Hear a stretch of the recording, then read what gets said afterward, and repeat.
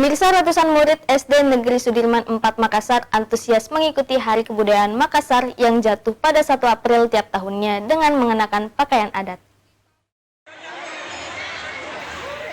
Pemerintah Kota Makassar menetapkan 1 April sebagai Hari Kebudayaan. Peringatan ini rutin digelar sejak tahun 2018 lalu.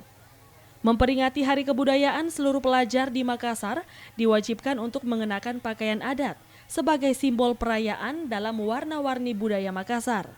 Dengan adanya Hari Kebudayaan ini, kita lebih memperkenalkan dan memperlihatkan ke masyarakat bagaimana kita harus melestarikan budaya kita, terutama kepada anak-anak kita, anak sekolah kita ya, karena anak-anak sekarang pengaruh gadget selalu melihat budaya lain, jangan sampai budayanya sendiri terlupakan.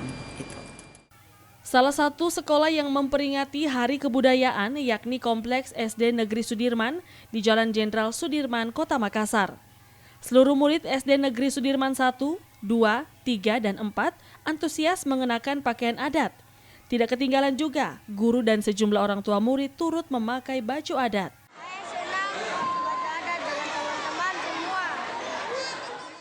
Festival Budaya tahun 2022 diramaikan dengan upacara Hari Kebudayaan, Gandrang Bulos 1000 Lorong, Lomba Karya Busana Karnaval, Malam Budaya dan Karnaval Day.